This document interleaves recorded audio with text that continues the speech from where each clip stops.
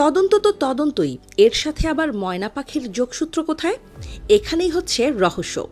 ময়না পাখি মিশমিশে কালো ও তার ঠোঁট হলুদ।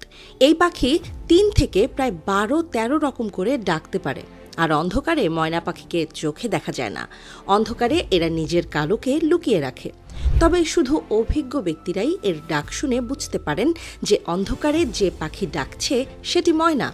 এই না দেখা ময়না পাখিকে যেমন অন্ধকারে শুধু কণ্ঠস্বর শুনে তার পরিচয় বোঝা যায়, তেমনি পোস্টমর্টেমের মাধ্যমে অন্ধকারে থাকা কারণকে আলোতে নিয়ে আসা যায়। সামান্য সূত্র থেকে আবিষ্কার হয় বড় বা জটিল রহস্যের সমাধান। ধরা যায় আসল অপরাধীকে, উদ্ঘাটিত হয় মৃত্যুর কারণ। আর তাই পোস্টমর্টেমের বাংলা হচ্ছে ময়নাতদন্ত। আবার অনেকের মতে আরবি মুয়ানা থেকে এসেছে ময়না, যার অর্থ অনুসন্ধান করা। তো কেন করা হয় ময়না তদন্ত? কিভাবেই বা করা হয়? কোনো ব্যক্তির অস্বাভাবিক মৃত্যু হলে বা তার মৃত্যু নিয়ে কোনো সন্দেহ তৈরি হলে মৃত্যুর সঠিক কারণটি জানার জন্য মৃতদেহের ময়নাতদন্ত বা পোস্টমর্টেম করা হয়ে থাকে। এর মাধ্যমে মৃতদেহ বিশ্লেষণ করে বোঝার চেষ্টা করা হয় ঠিক কিভাবে তার মৃত্যু হয়েছে।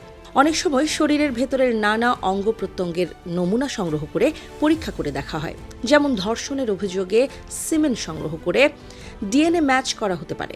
আবার আত্মহত্যার মতো অভিযোগে ভিসেরা প্রতিবেদনের ভিত্তিতে বোঝা যায় যে বিষ প্রয়োগের কোনো ঘটনা ঘটেছে কিনা। অনেক সময় কোনো ব্যক্তি অসুস্থতাজনিত কারণে মৃত্যুবরণ করার পরেও যদি ওই মৃত্যু নিয়ে বিতর্ক তৈরি হয়, তাহলে তখন যে পোস্টমর্টেম করা হয় তাকে বলা হয় ক্লিনিক্যাল পোস্টমর্টেম।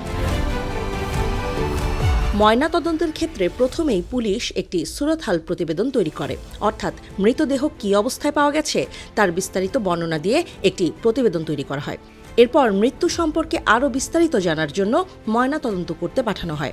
মর্গে ময়নাতদন্তকারী চিকিৎসকরা সেই সুরতহাল প্রতিবেদন দেখে প্রথমে মৃতদেহের বাহ্যিক অবস্থার বিশ্লেষণ করেন।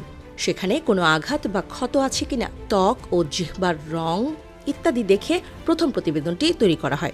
এরপরে মৃতদেহ ব্যবচ্ছেদ করে মস্তিষ্ক, ফুসফুস, লিভার সহ শরীরের ভেতরটা যাচাই করে দেখা হয়। ফলে শরীরের ভেতরে কোনো আঘাত থাকলে, রক্তক্ষরণ বা বিষক্রিয়া থাকলে সেটি চিকিৎসকেরা বুঝতে পারেন।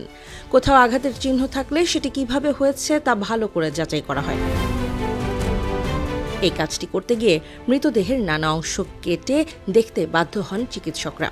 এ সময় শরীরের নানা প্রত্যঙ্গ সংগ্রহ করে ল্যাবে পরীক্ষার জন্য পাঠানো হয়ে থাকে। ময়নাতদন্ত শেষে মৃতদেহ আবার সেলাই করে আগের মতো অবস্থায় ফিরিয়ে আনা হয়।